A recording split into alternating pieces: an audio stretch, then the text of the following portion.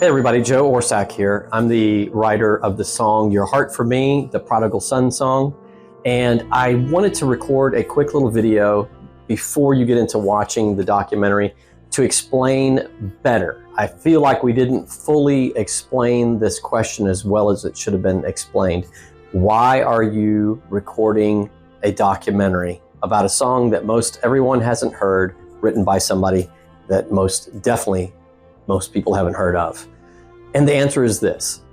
Along the way, while we were recording this song and doing this project, at every step that when we sat down to work on this project, something crazy happened.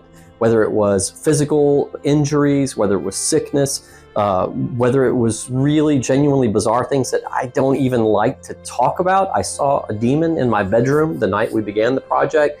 And I'm not a guy that sees angels and demons everywhere. In fact, that's the only time this has ever happened in my life.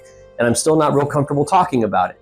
I'm not making a nickel on this project. My channel isn't monetized. I don't plan to make it monetized. I don't care if this video had 1 billion views. Any money that was ever made off of it, I would donate to our church. Here's me on film saying that. To God be the glory. This story is really genuinely compelling. There are some amazing supernatural things that took place, and I think it's a story that needs to be told, and the people that we've shared it with have said the same.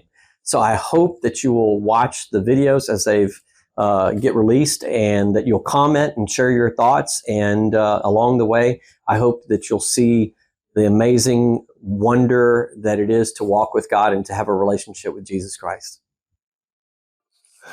So we're doing this documentary on a song that nobody knows and 2 people that nobody knows. So let's start with you, Greg. Who are you and how did you come in this project? Well, Joe and I have known each other for, 35 years? Yeah.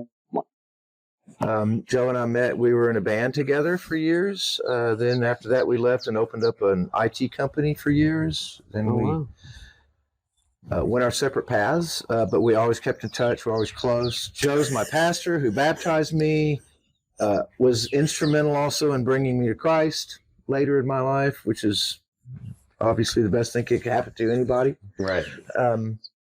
So we have a lot of history together. Yeah. What about you, Joe? You know, the getting at your question, we're 2 guys that nobody knows, talking about a song that nobody knows. And maybe, by the time they see this, they've heard the song, I would imagine that would probably be the case. And I do hope that it goes, around the world and that everybody gets to hear the story because it's an amazing story. But, why are we doing this documentary? That's like the real question at the beginning of this, Right. Why does a song written by a guy that nobody knows, recorded by a guy that nobody knows, deserve a documentary? And we were kind of asking ourselves that question. It's like, we'll get outside opinion. And everybody that we kind of mentioned or roughly told the story was like, just kind of, wow, that's wild. Yeah. And that's how you got roped into this project. Right. As a videographer, I'm like, Jarvis, let me tell you this crazy story, man. See if you think this merits a story worth telling. But the thread was laid and the fabric was about to be sewn. And I was unaware of certainly what was going to happen and what this was going to become. And I'm sure probably to some degree Joe was too. He had to be. Right. But God knew.